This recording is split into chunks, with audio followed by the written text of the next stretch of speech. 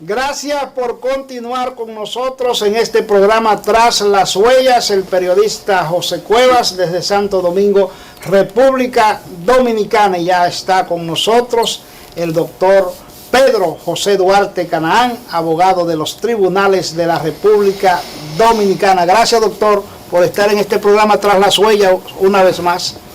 Buenas noches, José.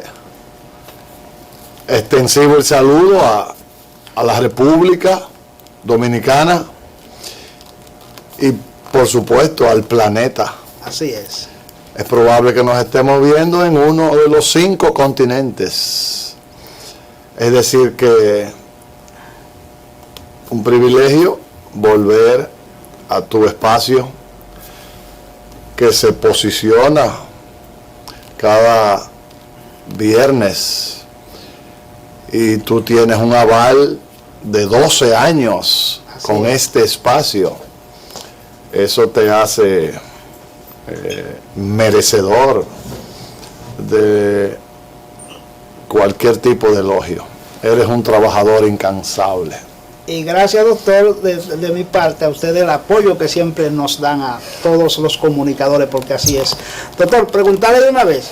Usted estuvo en Colombia, académicamente hablando. Allí vi que lo hicieron algún reconocimiento. ¿Cómo fue ese viaje? Sí. Estuvimos en Bogotá en una micro gira académica de 5 días.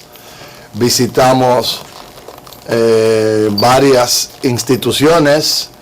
Mi libro más reciente, El arte de la litigación oral, se presentó a un selecto grupo de letrados y letradas en Bogotá y impartimos otras conferencias en el colectivo de abogados de Bogotá. Fue una gira exitosa y eso produjo, por ejemplo, que próximamente tendré que ir a Quito, Ecuador. Qué bueno. Ya que hemos sido seleccionados presidente de un premio internacional, es el premio Tigre Forense, el premio que nos entregaron en el 2021, la International Group Vergara Padilla, y entonces la gira fue fructífera. Quieren 3 universidades más de Bogotá que regresemos, si no en este año, en el 2023. Ok. Y como tú sabes, afianzando cada día más la parte académica, que ya estamos próximos a cumplir los 40 años en el ejercicio del magisterio de educación superior. Próximamente, si Dios lo permite. Recibí 2 condecoraciones más en Bogotá. Es decir que dándole gracias a Dios todos los días por todo lo que hemos podido hacer, no solo en la parte legal, sino en la parte académica. Y ya estamos culminando lo que será mi nuevo libro para el 2023, que se va a poner en circulación en Buenos Aires, Argentina, en abril 2023. Exacto. Es decir que tratamos de avanzar en ese sentido. Doctor, antes o siempre ha sido Colombia referente sobre el derecho comparado, la República Dominicana. ¿En qué posición estaría ya en este momento la República Dominicana con una constitución nueva, un bloque de constitucionalidad, leyes importantes, recientes, aprobadas? Sí, en esta visita a Bogotá, como tú podrás inferir, conversé ampliamente con varios letrados colombianos y yo le hablaba de nuestra constitución. Le hablaba de una serie de leyes recientes aprobadas en Dominicana y algunos de ellos se sorprendieron cuando yo le hablaba de que nosotros, por ejemplo, tenemos una constitución que teóricamente, desde el punto de vista teórico-conceptual, la Constitución Dominicana es un modelo. Así es. Es una presentación que tiene carta referencial desde el punto de vista teórico-conceptual. Y la Constitución entonces ha sido reforzada con un bloque de leyes adjetivas. En lo más reciente es la Ley 340-2022, que si bien es cierto que ha sido objeto de fuertes discusiones, no deja de ser una iniciativa interesante y que ninguna ley es perfectible. Claro. Es decir, que con el tiempo cualquier deficiencia podrá irse corrigiendo. Y ellos quedaron muy bien impresionados, maestros colombianos, academicistas de larga data. Y Dominicana, poco a poco, avanza, se posiciona. Y ellos me hablaban del posicionamiento importante que hemos ido alcanzando. Y 3 de ellos han sido ya contratados por nosotros, porque en febrero del 2023 habrá un evento internacional aquí en Dominicana, y entonces participarán profesores argentinos, mexicanos, venezolanos y colombianos. Y por supuesto, este servidor humilde estará representando la República Dominicana una vez más. Así es.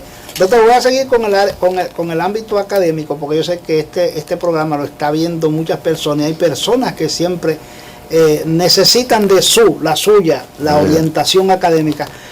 Un código procesal penal desde el año 2004, si a usted se le presentase la oportunidad de algún cambio o algún reforzamiento en el Código Procesal Penal, ¿cuál sería? Por lo menos 2.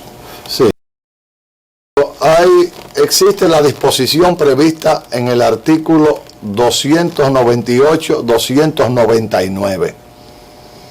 Los casos penales de alto perfil, sí, con una glosa muy ampulosa, 5.000 páginas, 7.000 páginas, 10.000 páginas. Entonces, el artículo 299 plantea que cuando el Ministerio Público le notifica al imputado el acto conclusivo, conocido como el escrito acusacional, plantea esa norma adjetiva que el imputado dispone de un plazo de 5 días para producir entonces un escrito de reparos y objeciones. Sí. Es muy precario el término, el plazo, sí, por lo que el legislador estimo que deberá en cualquier momento revisar las disposiciones del artículo 298-299 de la actual Ley 76, que fue transformada parcialmente por la Ley 1015.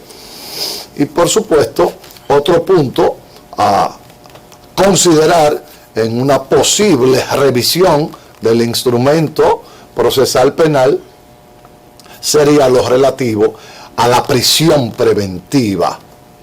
Es decir, la prisión preventiva en Dominicana no puede continuar siendo la regla, sino reforzar la parte legislativa, aunque es un tema prácticamente de cultura. así es. La norma plantea que es la excepción, pero evidentemente los operadores, los actores, en este caso el juez, observa que un fiscal podría pedir el máximo de la pena, Sí.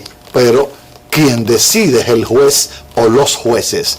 Entonces esa parte podría ser objeto de un análisis, ponderación y estudio, porque tenemos una sobrepoblación carcelaria. Nos acercamos ya a 30.000 internos en 36 cárceles en toda la geografía nacional. Y de esos 30.000 internos condenados y preventivos, 62 de cada 100 pertenecen al bloque de los preventivos. Es decir que en Francia, por ejemplo, cada 10 años se revisan los códigos. Ojalá que nosotros podamos asumir y extrapolar esa cultura francesa de que cada 10 años nuestros códigos sean objeto de una revisión. Ese código 2004, con una micro reforma de 90 artículos que fueron tocados, 2022, estamos hablando de 18 años, tiempo más que suficiente para que el código sea objeto de una verdadera revisión. Así es. Doctor, reposa en el Congreso Nacional el Código Penal. El anteproyecto. Es el anteproyecto, exactamente. Entonces, ese anteproyecto habla hasta 60 años. ¿Usted cree que eso vendría a resolver el problema de la criminalidad, el crimen organizado? Sí, es un tema que ha sido debatido en diferentes escenarios. La propuesta del anteproyecto de Código Penal, el cual contiene penas hasta 60 años. Entonces, yo debo seguir siendo coherente, como lo he sido durante mi trayectoria profesional. Yo me he opuesto a penas extendidas como las que señala el anteproyecto de ley. Ningún código penal en el continente americano, ningún código penal ha podido frenar el auge de la criminalidad. Ninguna ley adjetiva frena o reduce la criminalidad. Entonces, todos los códigos de los países latinoamericanos han sido transformados, han sido tocados y se ha aumentado el monto de las penas. Te cito el caso de Panamá, de Honduras, El Salvador, Guatemala, Colombia, Argentina, Ecuador, Dominicana.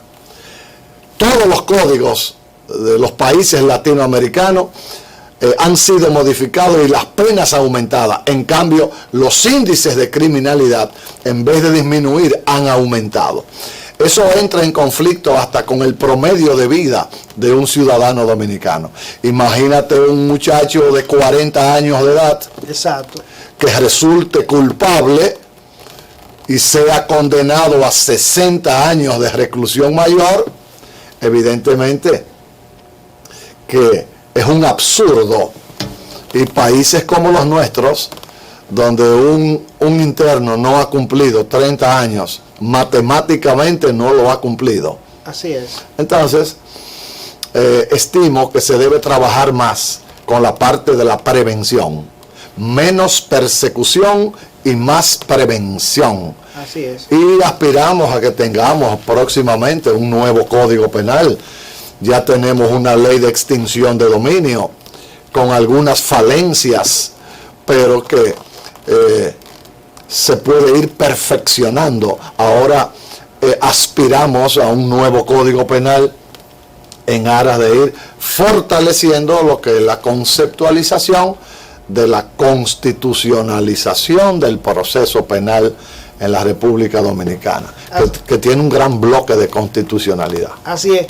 Recordándoles que conversamos con el doctor Pedro José Duarte Canaán, abogado criminalista de la República Dominicana. Doctor, siguiendo ese bloque de constitucionalidad que usted acaba de mencionar, ¿cómo usted valora el trabajo que está haciendo y ha hecho el Tribunal Constitucional? Sí, conversaba con uno de los colegas en Bogotá y analizábamos rápidamente algunas de las sentencias del Tribunal Constitucional de Colombia. Y entonces yo tuve la oportunidad de cruzarlas con algunas sentencias importantes que yo llevé a Bogotá para analizarlas con mis colegas. Y la reacción fue muy positiva cuando ellos leyeron algunas de las motivaciones de nuestro Tribunal Constitucional. Mis esperanzas están cifradas en el Tribunal Constitucional. Qué bueno. El presidente del Tribunal Constitucional en República Dominicana, independientemente de que es un patriota a carta cabal, es un maestro consumado, es una especie de sensei. Elevado al cubo. Es un hombre que inspira respeto por su capacidad cognitiva y básicamente por su solidez y su amor a la patria. Ahí hay un equipo que lo acompaña a él, de profesionales de gran valía, y la labor que ha desarrollado el Tribunal Constitucional es admirable. Por lo que aspiramos a que se pueden mejorar algunas falencias y debilidades, copiar menos. El caso colombiano, ellos toman mucho, por ejemplo, sí, aquí el TC dominicano, sí, tiene un referente clave que es el constitucional de Colombia. ¿El de aquí? El de aquí. Oh, pero qué claro bueno. Que sí, entonces hay una interacción, porque tú sabes que Colombia tiene un posicionamiento privilegiado en materia jurídico constitucional. Claro. Hay unos niveles de educación muy elevados, la cultura jurídica es fantástica, y obviamente que las decisiones del Constitucional en Colombia son usadas como marco de referencia aquí, pero ha desarrollado una labor titánica el Tribunal Constitucional en RD. Doctor, la comunidad jurídica se ha ido preparando en la República Dominicana. La abogacía nacional tiene que recertificarse en un 80%. La abogacía nacional tiene que dar el salto global. Todavía hay togados y togadas en Dominicana que no manejan un dispositivo electrónico. Exacto. No saben lo que es una memoria, ni un pendrive, ni saben hablarte de ninguno de los programas que configuran todo el tinglado de la tecnologización. Entonces la abogacía del futuro es la abogacía en línea. Sí. Yo estoy trabajando en mi nuevo libro, Abogacía del Futuro. Así y yo hablo en mi nuevo libro del abogado alfa. Entonces es un nuevo producto que se acaricia, que se trabaja en los grandes laboratorios del planeta. Entonces, muchos colegas en Dominicana se han quedado rezagados, se han quedado en los 90, se quedaron en la época del terrorismo judicial, se quedaron en la época de una oratoria con una facundia muy excesiva. Ya el abogado del siglo XXI, el abogado de la posmodernidad, más que un orador de barricada, tiene que ser un técnico acabado, un manejador de la técnica procesalista, un manejador de las técnicas de la litigación, pero tiene que manejar la mediación, la conciliación y el arbitraje. Ya el abogado posmoderno no es un rodillo, no es un todoterreno, no es el concepto del abogado pleiteante. Ya el abogado tiene que manejar los espacios de la negociación, mediación, conciliación, tecnologización, el salto global, redefinirse, reconceptualizarse, manejar el bloque de las estadísticas, manejar la constitución a carta cabal. El profesional tiene que ser empático. Así es. Tiene que ser empático. Entonces, tratar de prepararse, porque lo que se avecina es inevitable. La abogacía del futuro es una abogacía en línea, tribunales en línea, tecnología, ciencia y tecnología. Será el concepto a desarrollarse, el abogado alfa. Así es. Es un individuo que no se mueve en grupos, es un individuo propositivo, es un individuo con un alto estándar de lo que es la capacidad de negociación.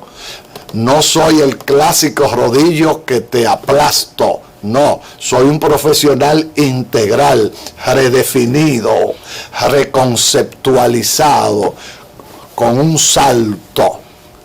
O sea, un abogado planetario, que yo puedo ir a Bogotá, puedo volver a Bogotá y puedo compartir con mis amigos en Bogotá parte de una negociación sobre un arbitraje, una mediación. Y así mismo lo pueden hacer ellos aquí. Si los retos y desafíos están ahí. Y por ende la abogacía dominicana en un porcentaje alto se ha quedado rezagada un poco. Y muchos se han quedado atrapados en las patas de los caballos del siglo XX. Y ya estamos en el siglo XXI, 2022, donde los movimientos pendulares en el planeta son muy agresivos. Doctor, uno ve algunos escritos en los medios de comunicación, digitales e impresos sobre todo, y cualquiera cree que son abogados que lo escriben. Sin embargo, hay muchos periodistas que se han ido preparando. ¿Esa es su valoración? Sí. Hay un bloque de periodistas con un alto estándar, básicamente aquellos que se han especializado en la cobertura de las fuentes judiciales. Caso mío, exactamente. Entonces, te puedo decir y compartir con la República de que en Dominicana tenemos quizás el bloque de periodistas que cubre fuente judicial con el más alto estándar en América Latina. Yo he leído notas de prensa, yo he leído escritos de periodistas mejor redactados que los que hacen muchos abogados y abogadas.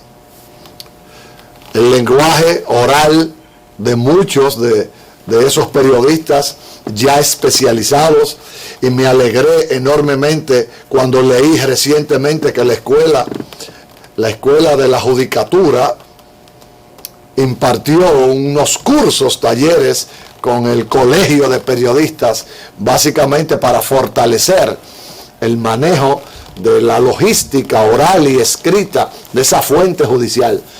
Es decir, que nosotros tenemos extraordinarios periodistas, básicamente en la fuente. Básicamente son los clásicos, análogos que han dado el salto global, como es el caso mío, que tuvimos que ser migrantes digitales. Claro. Pero hay muchachos, hombres, varones y hembras, vimos, ¿sí? Excelentes, básicamente de tu generación. Claro. Sí, aquí hay un buen equipo. Doctor, con su permiso, vámonos a una pausa, un corte comercial, y de retorno venimos con el doctor Pedro José Duarte Canaán, pero con el caso Medusa. Ya retornamos.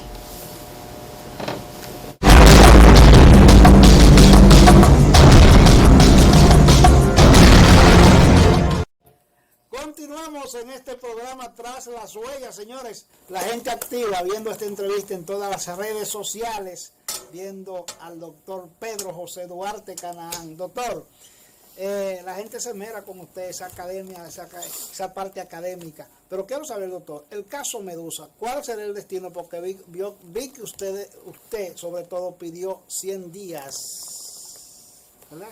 Sí. El 12 de agosto próximo pasado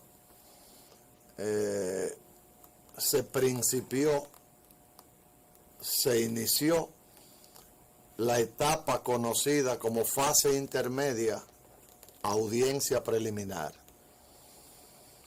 Entonces, comparecimos ante el juez de control, juez de garantías o juez de la instrucción, y se pospuso el conocimiento de la audiencia.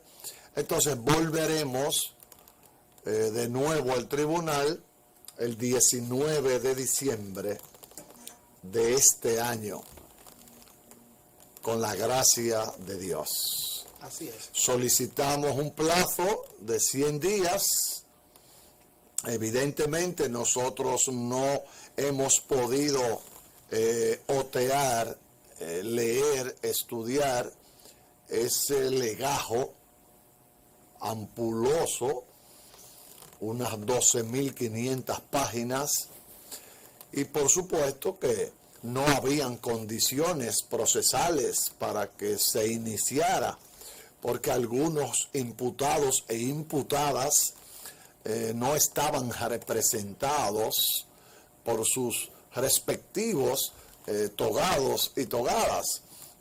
La respetabilidad del debido proceso de ley. Entonces el juez tiene que tutelar, amparar esas garantías judiciales. El juez evidentemente acogió la petición nuestra, que tuvo repercusión, claro, y coincidió con otros letrados. Entonces, en esta semana agotamos parte del protocolo para que en los próximos días entonces se nos notifique en físico, si no la totalidad, por lo menos una parte importante de esa documentación.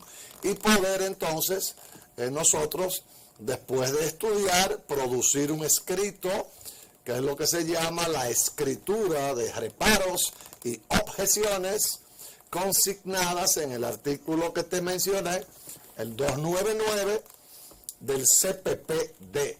sí.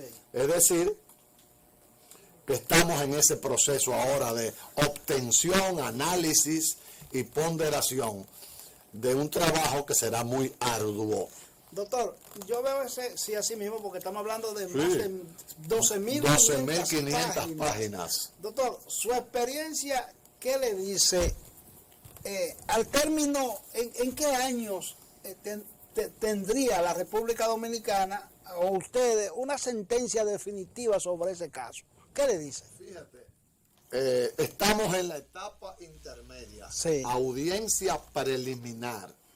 En esta etapa del proceso penal no se toca ni la culpabilidad ni la inocencia de los encartados.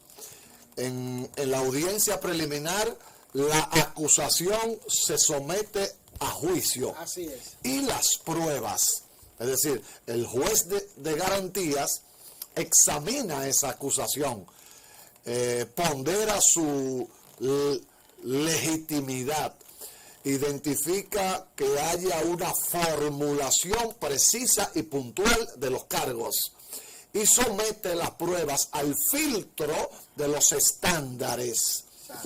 Esa es una etapa conocida como la etapa filtro, donde el juez determina si las pruebas han sido colectadas en base a una bitácora protocolar, lícita, diáfana, transparente y acorde con la norma legal.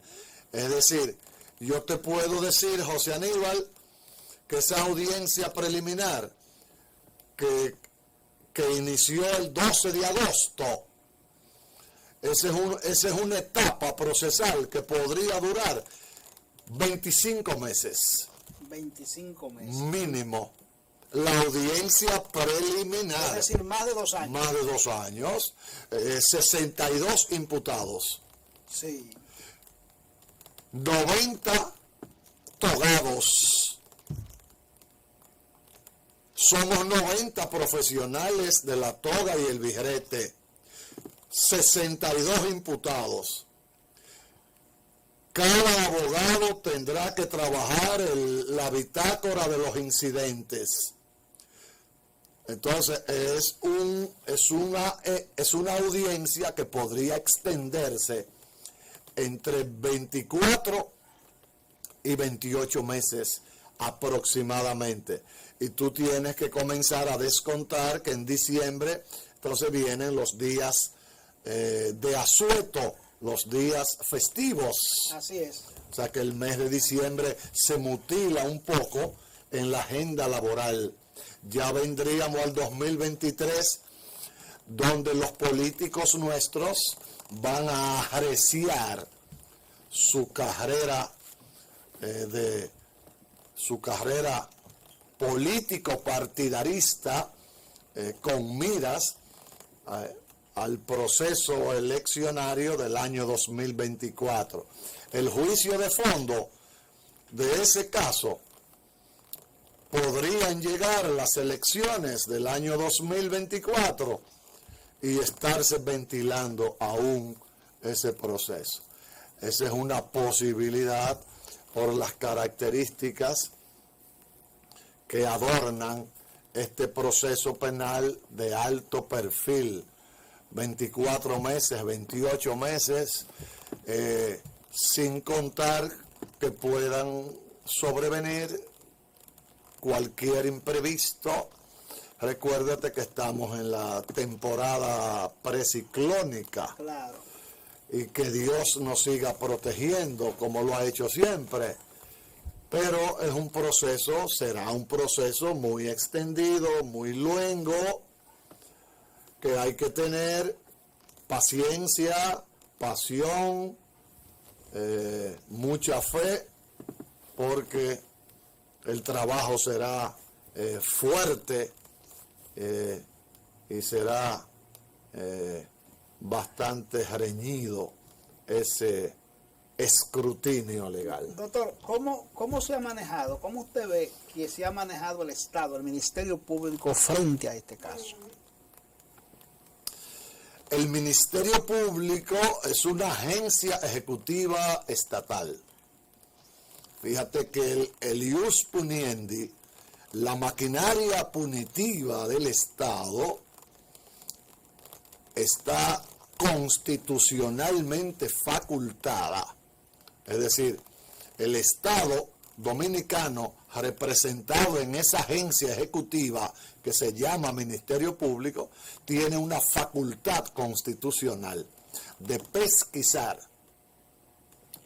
profundizar las investigaciones y judicializar a cualquier ciudadano o ciudadana que entienda esa agencia ha entrado en conflicto con la ley penal. Por supuesto, la maquinaria punitiva del Estado no puede erigirse en un rodillo, claro, ni en un todoterreno que aplaste, porque no hay un dominicano que pueda enfrentar las garras del Estado, del ius puniendi. Ningún ciudadano puede competir. El Estado tiene todas las herramientas. Entonces, el Ministerio Público ejerce una facultad constitucional. Nosotros los abogados debemos entonces trabajar arduamente para que se respeten los bloques de constitucionalidad, para que el Estado Nacional no sea irracional y desproporcionado en cuanto a la pesquisa. Lo está haciendo, en este caso, el Ministerio Público está siendo irracional. Hubo una expresión de irracionalidad, porque evidentemente aquí existe una creencia de que si el individuo no está preso preventivamente, no habrá proceso.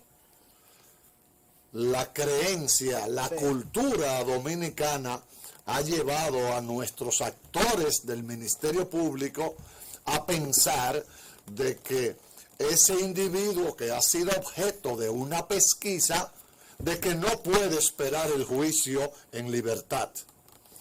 Y es un accionar errático. Claro. Entonces, fíjate que la arrogancia